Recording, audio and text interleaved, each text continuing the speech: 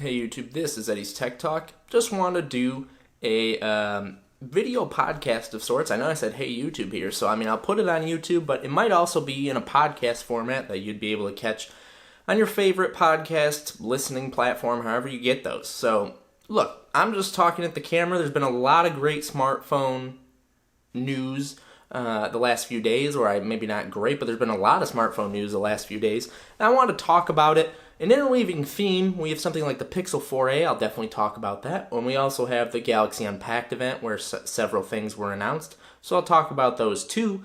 In the whole thing, an overlying theme, I think I'm just going to talk a little bit about the state of smartphones, the state of consumer electronics, and kind of where we're going with all of that, what I think of the market and all that sort of stuff. So really, I'm going to talk about the Galaxy Unpacked event. I'll talk about the Google Pixel 4a, what I think about that, phones that have gotten me excited, all that fun stuff. So I'll just get into it, starting with the Galaxy Unpacked event. Now, the big things that were announced there were the Note 20 and the Note 20 Ultra. And look, the Note 20 Ultra is a cool phone. You're getting a 6.9 inch, I'm just looking at my notes here, 3088 by 1440 pixel display. That's 490 pixels per inch. You're getting what you expect out of a Note. I had the Galaxy Note 8 until I broke it. Very fragile phone. And it's a great phone. It's really no holds barred. It has so many features. It has a lot of stuff. And that's what you're getting out of the Note 20 Ultra. Like I said, you're getting that 496 PPI. You're getting a big phone, which is what the Note historically has always been, launching with Android 10. You have 3 cameras set up on the back of the Note 20 Ultra, 12 megapixel ultra wide, 108 megapixel wide angle. That's for that big zoom that they've been pushing with the Ultra line, like the Galaxy S20 Ultra, for instance. You're getting a 12 megapixel telephoto lens, 10 megapixel front facing camera, shoots at 8K video on the back. Snapdragon 865 Plus. So look, you're getting all the specs here. You're getting 128, 5, 12 gigabytes of storage options. You're getting 12 gigs of RAM. You're getting a terabyte of expandable storage if you have an SD card to put in there.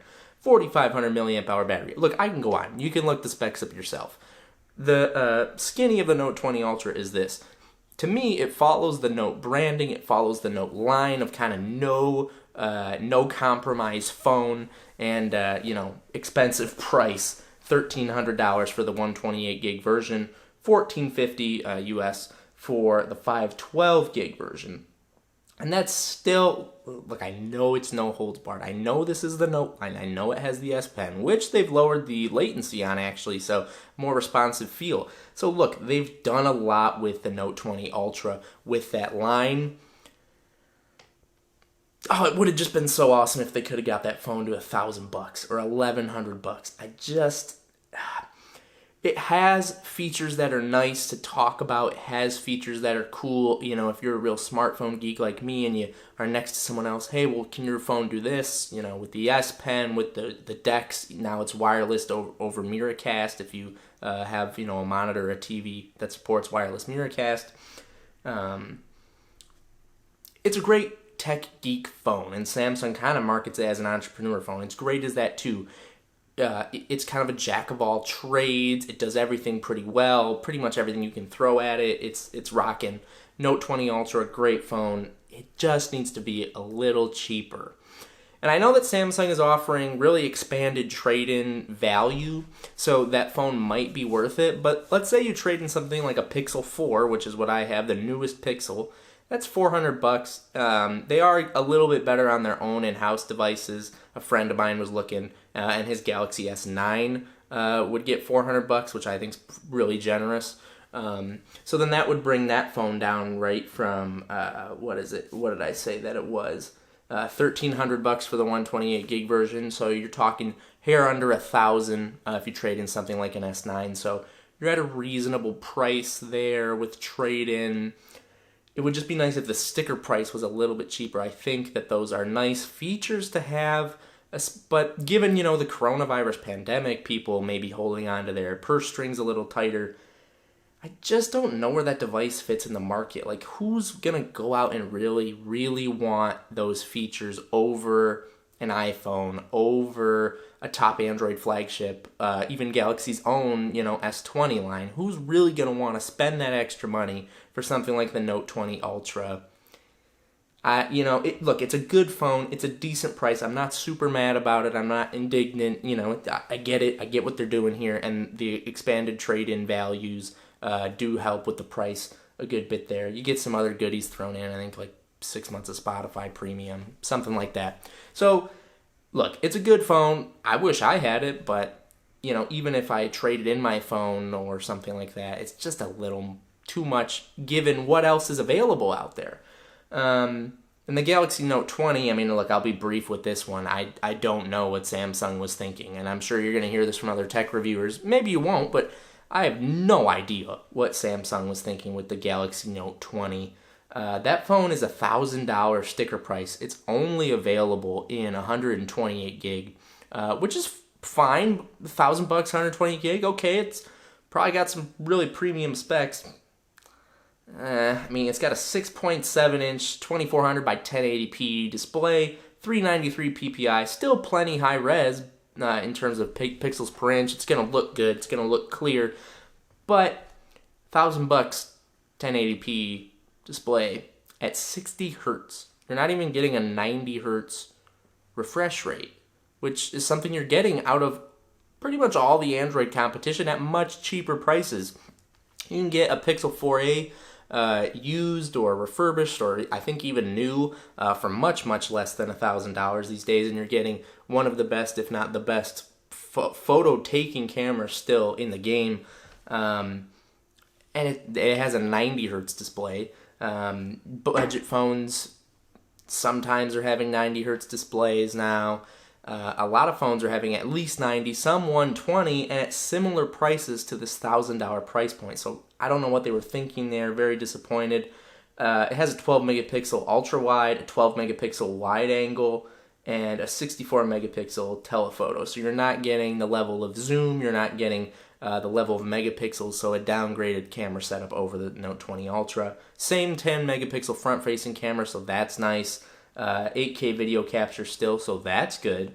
Same processor, Snapdragon 865 Plus. Like I said, only a 128 gig option. 8 gigs of RAM, which is good. No expandable storage, a little bit smaller battery, 200 milliamps smaller at 4,300 milliamps versus 4,500. In-screen fingerprint sensor like the Note 20 Ultra. It has 5G like the Note 20 Ultra. It doesn't have wireless charging, which I'm laughing. $1,000 phone and you don't have wireless charging? And why don't you have wireless charging? Which I guess I should have put the pieces together before. It's plastic. The phone is a plastic build. You're paying $1,000 for that? That's what you want, $1,000 for that? To me, it's a total non-starter.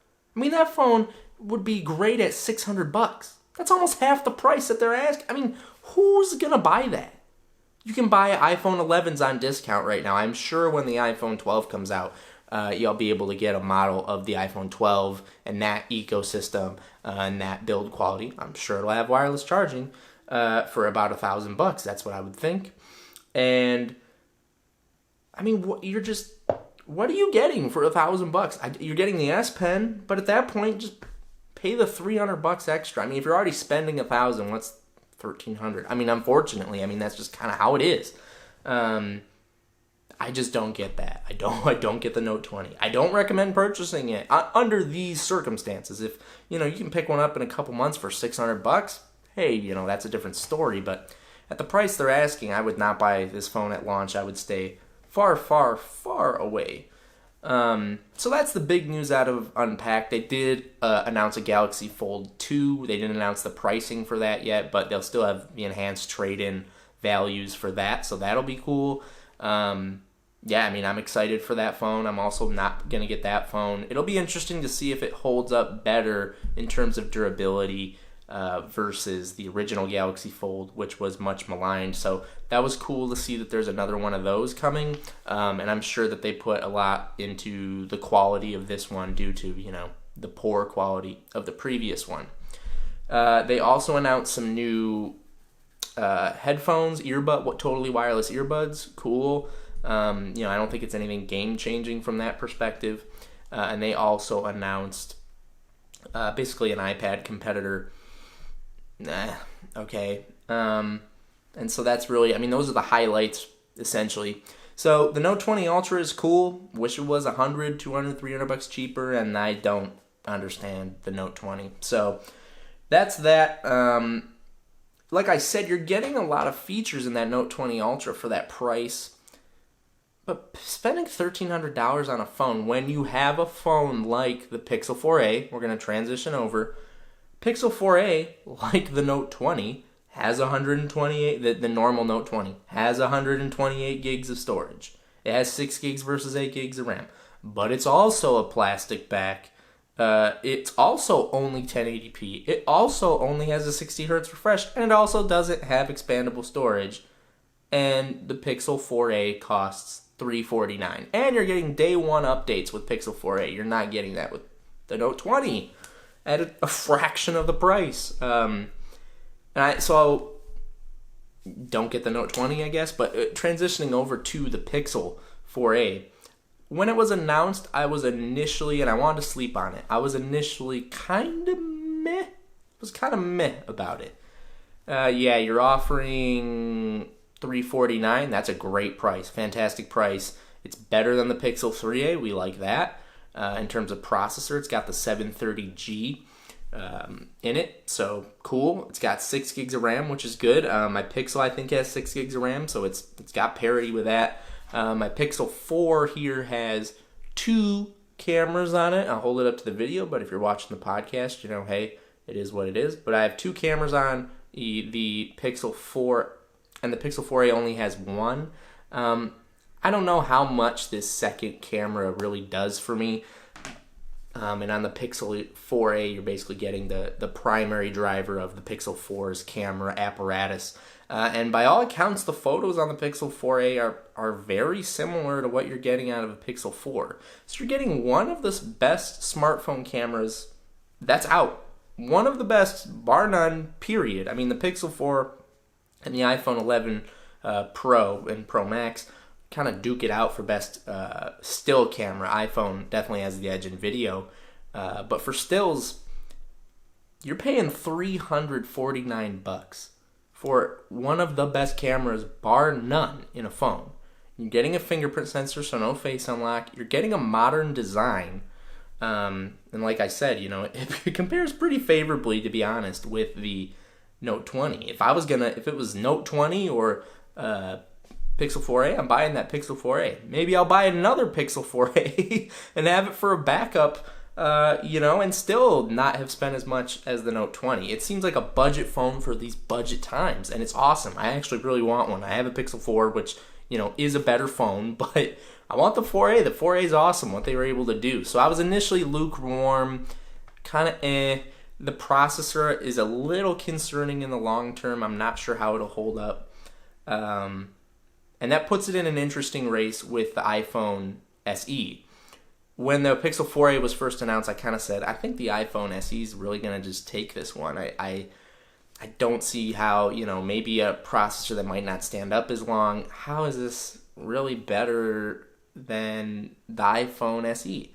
Well, you have to really compare apples to apples. The base $400 iPhone SE only has 64 gigs of storage, which I find myself kind of running up against on my Pixel 4 with its 64 gigs of storage. So you might want to spend $450, get that 128 gig for the iPhone SE.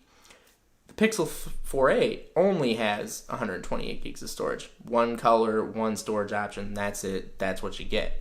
So you're talking $350 versus $450, essentially, for a more apples-to-apples comparison. So for a $100 difference, with the 4a, you're getting a more modern design. You're getting a camera that's a bit better because it can do more capable portrait mode and more capable night sight. So you're getting a camera that's better, you're getting a design that's more modern, and you're getting it for $100 cheaper. Now that's intriguing. I'm intrigued. I still don't know which one I would get between the Pixel 4a and the iPhone SE, just because I've been Android for so long, And you guys have seen the video recently that the iOS 14 coming out is really putting Android on notice. And look, I see valid reasons for both. You have a little bit more in the way of color options with the iPhone SE. The build quality in terms of materials is better. You have wireless charging on the iPhone SE. No headphone jack, which you do on the 4A. So there's pros and cons to both phones. If I had no phones today and I was buying a phone, I would probably buy an iPhone SE and a Pixel 4a just because I like, having multiple phones. And I'd be in cheap. We're talking $400 or $450 for the iPhone. We're talking $350 for the Pixel 4a. So we're talking $750 here, cheaper than a flagship phone. And you have two phones in both ecosystems. And if you're a tech geek like me, you can play around and kind of get the best of both worlds. In that iPhone SE, you're getting the most capable processor in any smartphone for $400. And in the Pixel, right, you're getting one of the best cameras in any smartphone for $350. So what's more important to you from that perspective, essentially? And I'm really excited. The phones that have excited me most, really, in the last calendar year, it hasn't been the iPhone 11 or the Pro. It hasn't been the Pixel 4. It hasn't been the Galaxy Note 20, as you can see, but it hasn't been the Galaxy Note 20 Ultra. It hasn't been the S20 Ultra. It hasn't been these flagship phones. We're getting such high value at lower prices. We're getting insane value with that iPhone SE. Still, even with the Pixel 4a in contention, you're getting the fastest processor in a phone. Yes, the design is dated, and I don't love it. I really dislike it. But you're getting the fastest processor in a phone. You're retaining Touch ID, which is good in these mask times, because that'll recognize your finger, and the Face IDs of the world are having trouble recognizing people in masks. So you're getting that. And if you're upgrading from an older iPhone, or you just want to keep it simple, you don't want to have to finance your phone or something like that, you're golden with the iPhone. You're golden with the Pixel 4a. You're getting one of the best cameras in any smartphone for $350, or you're getting the fastest processor in any phone for $400 or $450. You're getting value at those price points that are just insane. So those are the two phones that have excited me most in the last entire calendar year. I suppose a close follow-up, just because for whatever reason I really like Motorola, is that Motorola Edge that they're offering for $500. Just because it has a modern design, it has good specs, it has 5G, which the Pixel 4a and the iPhone SE both don't have. So I really do like that Motorola Edge and the way that they're moving with that, because especially in the US, because that does have 5G, it does have a modern design. That one's good to go. So you're talking a $500 Motorola Edge, you're talking $400 or $450 iPhone SE, you're talking $349 Pixel 4a, and that's what gets me excited, because you don't have to spend crazy amounts of money. Why spend $1,000 on the newest iPhone when you can get that SE and get the most powerful processor for the same price? Why spend $1,000 on the newest Android flagship when you can get the best camera in a phone and better software support for $350? Why are you want 5G, you want to be on the cutting edge. Motorola Edge, that's out there for you, that has the 765G, you have 5G there, bring it to your favorite 5G network and rock and roll. So those are the three phones that have made me most excited over the past year. And if I was recommending a phone to somebody, unless you could get a good carrier financing deal or something like that, or you had really specific requirements, it would be, hey, you really love Android, get that Pixel 4a. And if you don't like it in a year, you don't like it, in a year and a half or something, you haven't sunk that much into it, you have money hopefully saved up that you were going to use for that bigger phone, get a different phone. You haven't sunk so much financial investment into a phone where, it's not as valuable as it was, if you buy a more expensive phone. If you are okay with the older design, get the iPhone SE. It's got a serviceable camera, best chip in a phone. I mean, that phone really excited me a lot. And if you really need 5G and you like the modern design, get the Motorola Edge. I mean, you're talking just crazy amounts of cheapness in terms of smartphones. $350, still a lot of money. $400, $500, still a lot of money. But you're getting so much value for that price that I really think you're not getting, out of something like a Galaxy Unpacked event with crazy high spec phones, but How often are you going to use DeX? How often are you going to use some of these higher end features when they announce the next Galaxy S series? How much better is it really going to be? Is it really going to be that much better to warrant that increase in price? What do you guys think? Let me know in the comment section down below. If you're on YouTube, if I upload this to podcast, hey, I don't know what I'm doing. Let me know somehow. Find me on YouTube. It is what it is. Thanks for listening, and I will see you guys in the next one.